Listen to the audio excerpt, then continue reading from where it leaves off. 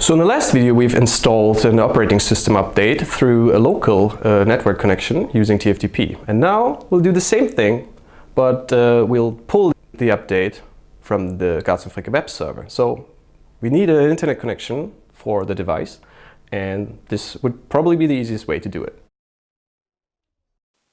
Installing a new operating system using the web server is actually even more straightforward than using the TFTP server, because you don't have to set up anything on your local machine.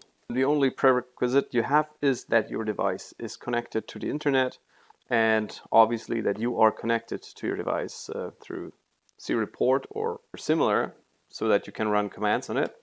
So once again, we'll log in as root, and we call boot select to boot into Flash and Go system, which is the platform from where you can update the operating system. I was saying here, I am already in regular mode, so I want to boot into alternative. So select alternative and reboot. And while this is rebooting, we'll actually prepare our command. Once again, find your device. My panel mount Santaro has a display size of 10.1 inches. And that's the thing. We navigate to software section, to Rocco, and to image.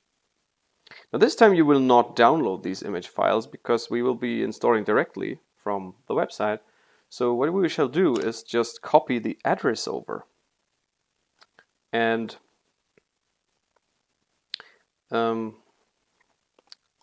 back to Flash and Go.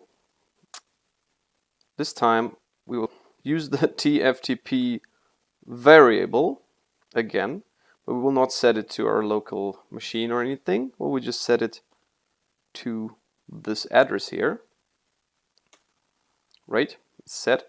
And now we can just call curl and the $ TFTP to call the variable slash, and I will need the name of the installation script.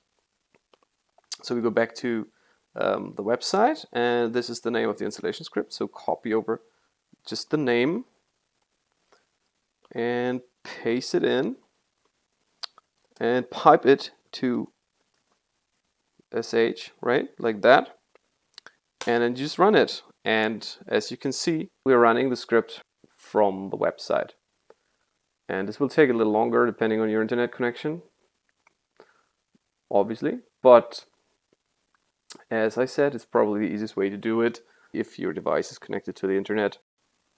And if it isn't, then one of the other two methods should come in handy, either the local USB method or the local network method. Now, just in case you do not have access to a direct terminal connection to your device, stay tuned for the next two videos where I will demonstrate the Flash and Go update tool, which will come in very handy in those kind of situations. Now, thank you again for watching. Hit the like button if this video has been helpful to you. And yeah, if you want to watch more of our tutorial videos on how to handle our Garz Fricke devices, please hit the subscribe button, and I'll see you on the other side. Thanks again.